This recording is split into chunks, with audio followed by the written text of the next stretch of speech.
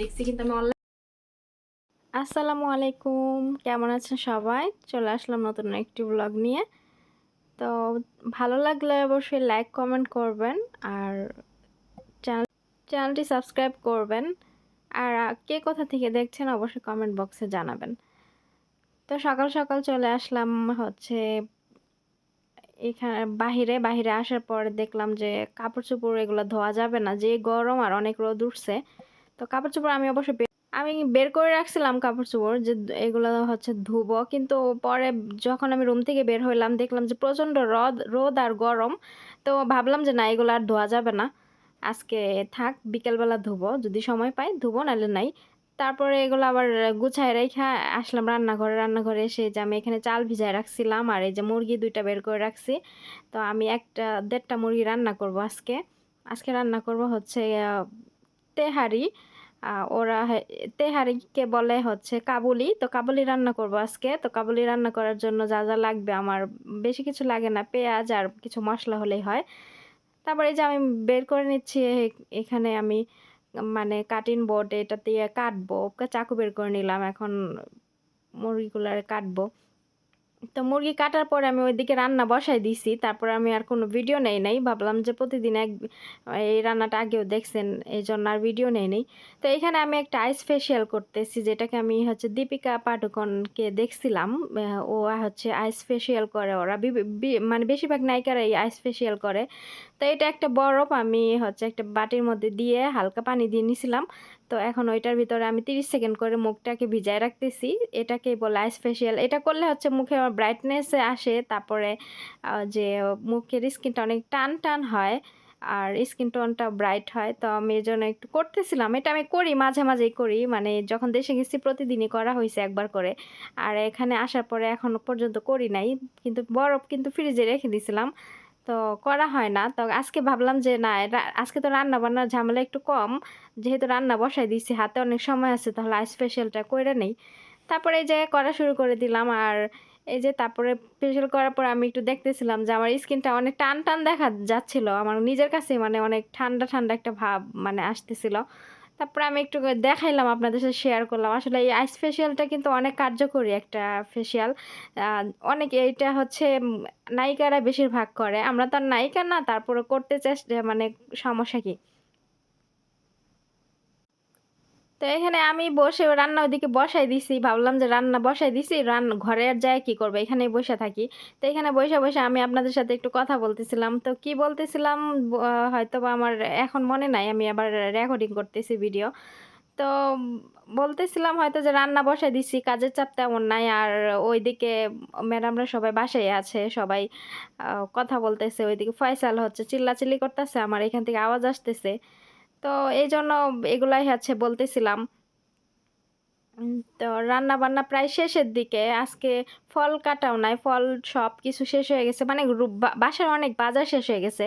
তো বাজারগুলো আমি লেখাই দিছি আরো 2-3 দিন আগে। আমার কেনা বাজার করে নাই ম্যাডাম, আজকে হয়তো বিকালবেলা বাজার করতে যাবে, কারণ ওনাদের স্যালারি আসে আরবি মাসের 21 তারিখে হচ্ছে মাস শেষ হয়ে যায়। তো ওনাদের স্যালারি ওনাদের গতকালকে অ্যাকাউন্টে আসা পড়ছে, আজকে হয়তো বাজার করতে যাবে। তো যা যা শেষ হয়ে গেছে আমি আবার লেখাই দিছি, বড় একটা লিস্ট করে লেখাই দিছি বাচ্চাদের দিয়া। তো ওরা লিখে ওরা ম্যাডামকে দিছে, তো আজকে হচ্ছে বাজার করবে। এই জন্য আর ফলমূল ভাবলো যে একবারে সব করব, এই জন্য আর কিছু করে নাই। তো এইদিকে এই যে আমার রান্না আমার শেষের দিকে আমি দমে বসে রাখছি, এই বিরিয়ানিটাকে দমে বসে রাখছি। তো একটু লাড়াচাড়া দিয়ে দেখতেছিলাম যে নিচে পানি আছে নাকি।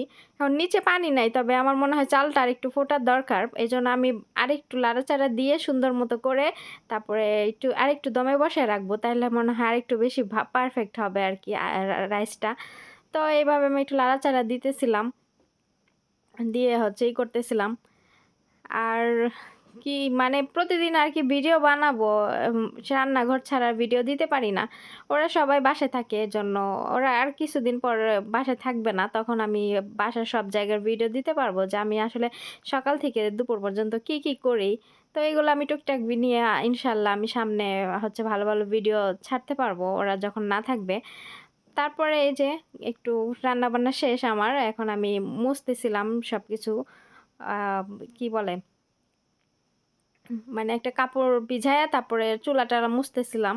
প্রতিদিনের কাজ প্রতিদিনই শেষ করি। রান্না-বান্না শেষ হইলে চুলা-টুলা মুছে একদম সবকিছু মুছে পরিষ্কার করে রাখি যাতে করে আর ঝামেলা না হয়। তো এইজন্য আমি এই যে মুছতেছিলাম, মুছামুছি শেষ। এখন আ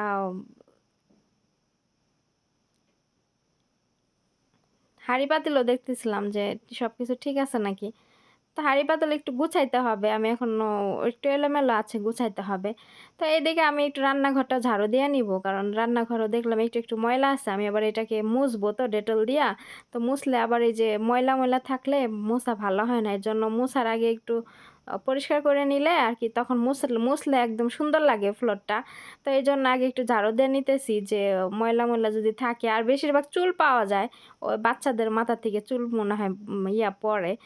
তো ওরা আবার আমি আবার চুল কি করি ঘরে বেশি আশ্রাই না। আমার ওয়াশরুমে আমি চুল আশ্রাই।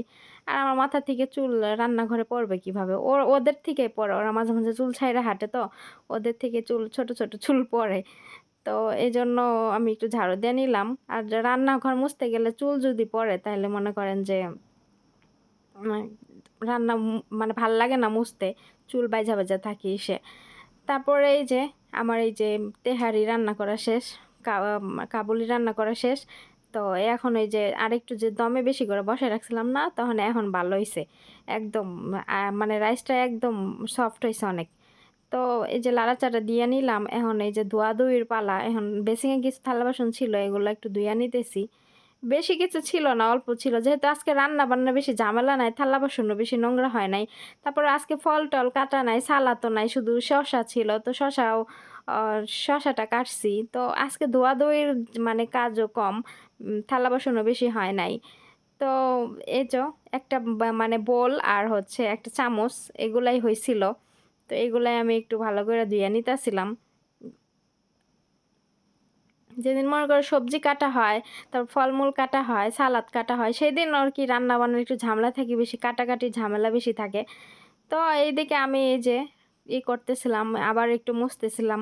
এদিকে পানি-পুনি পড়ছে, আমি ধুইছি যেহেতু পানি-পুনি পড়ছে, এগুলো একটু মুছতেছিলাম। তো তো কাজ প্রায় শেষের দিকে। এখন চলে যাব মানে রান্নাঘরটা মুইছা চইলা যামু রুমে। আর রুমে গিয়া এখন চুলে মানে একটু সিরাম দিতে হইব।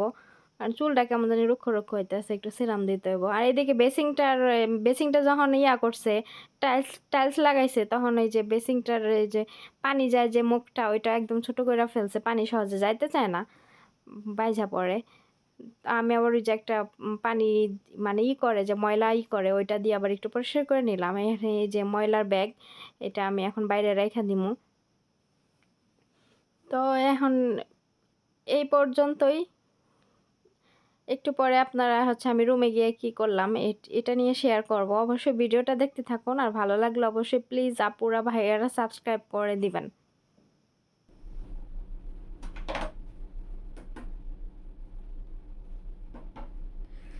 আসসালামু আলাইকুম, কেমন আছেন সবাই? তো চলে আসলাম নতুন আরেকটি ভিডিও নিয়ে। গতকাল রাতে চুলে শ্যাম্পু করছি, হ্যাঁ। তো শ্যাম্পু করে সকালবেলা চুল আঁচড়াইছি। আঁচড়ানোর পরে রান্নাঘরে গেছি, রান্না টান্না করে আসলাম। এখন যে চুল কেমন রুক্ষ লাগতেছে। তো ভাবলাম যে একটি সিরাম অ্যাপ্লাই করি। এই জন্য তো ভাবলাম যে আপনাদের সাথে কথা বলি আর সিরাম অ্যাপ্লাই করি। তো এখানে আমি যে একটা সিরাম নিয়েছি, স্ট্রিক্সের সিরাম। এটা অনেক ভালো একটা সিরাম। আমি আমার একবার নেই আবার মন থাকে না, মানে এরকম। তো আজকে ভাবলাম চুলগুলো কেমন রুক্ষ লাগতেছে, ভাবলাম একটু সিরামটা নেই। আসলে কালার করা তো, কালারটাও বেশি একটা ভালো হয় নাই। তো কালার চেঞ্জ করে ফেলবো আমি, হয়তো কিছুদিন পর চেঞ্জ করে ফেলবো কালার, সব চুল কালার করে ফেলবো। আমার আবার সমস্যা আছে, এদিক দিয়ে আমার অনেক চুল পেকে গেছে, বুড়ি হয়ে গেছি। তো যাই হোক, আমি একটু সিরামটা অ্যাপ্লাই করি। আমি এই সিরামটা হচ্ছে অনলাইনে অনেক রিভিউ দেখছি, কিন্তু আমি অনলাইন থেকে নেই নাই। আমি সাভার সিটি সেন্টার মার্কেট থেকে নিছি। সিরামটা অনেক রিভিউ দেখছি, অনেক ভালো ভালো রিভিউ দেখছি। তো দেখে ভাবলাম যে একটা ব্যবহার করে দেখি, যদি এটা শেষ হয়ে যায় তাহলে আবার এখান থেকে নিব। এখানে আমি দেখছি, আমি যখন দেশে গেলাম তখন শপিং করতে গেছিলাম, তখন মার্কেটে আমি এই সিরাম এখানেও দেখছি। তো এটা শেষ হলে আমি ম্যাডামকে বলবো, বললে হয়তো বা আমাকে নিয়ে যাবে, না উনি আয়না দিবে, এই ইটা দেখাইলে হবে।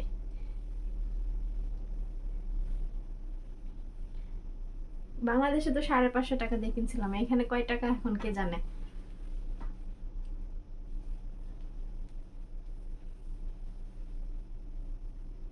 মানে এটা দিলে আর কি চুলটা পিছলা পিছলা থাকে, আর মানে একটা শাইনি শাইনি ভাব দেয়। চুলটা যেমন রুক্ষ হয়ে থাকে না, সিরামটা অ্যাপ্লাই করলে অনেক ভালো কাজ করে। আমি আবার চুলে আমার করা লেবন্ডিং করা, তো এই জন্য আমার চুলটা একটু বেশি মানে কেয়ার করতে হয়, নাইলে আমার চুল সব পরে মাথা টাক হয়ে যাবে। এমনিতে অনেক চুল পড়তে আছে, হেয়ার প্যাক দেওয়া হচ্ছে না, মনে থাকে না, তো হেয়ার প্যাক বানাই দিতে হবে।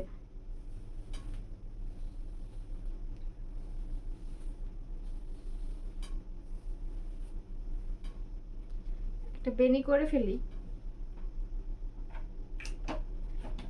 একটু পরে খাওয়া দাওয়া করে ঘুমায় পড়তো দুপুরবেলা, তো বেনি করে ঘুমাই, তাই ভালো হবে। ওরা খাওয়া দাওয়া করতেছে মনে হয়, তো খাওয়া দাওয়া শেষ হলে আমাকে ডাকবে।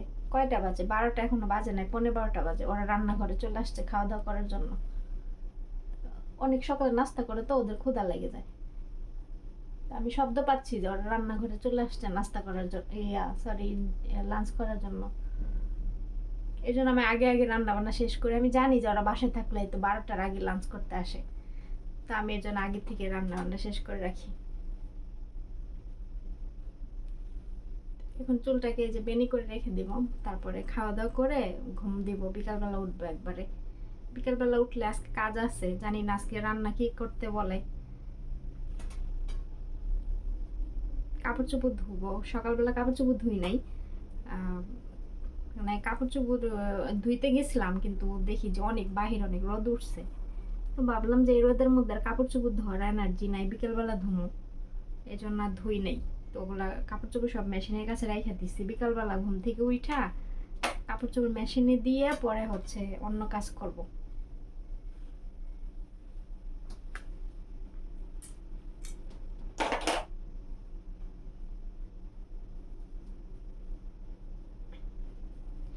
তো দেখি ভিডিওতে কি কি শেয়ার করা যায়। ভালো লাগলে চ্যানেলটি লাইক কমেন্ট শেয়ার করবেন আর সাবস্ক্রাইব করে দিবেন। সাপোর্ট করবেন প্লিজ ভাইয়ারা আর আপুরা, যারাই আমার ভিডিও দেখেন অবশ্যই কমেন্ট করবেন যে কে কোথা থেকে আমার ভিডিও দেখছেন, আর একটু সাপোর্ট করবেন।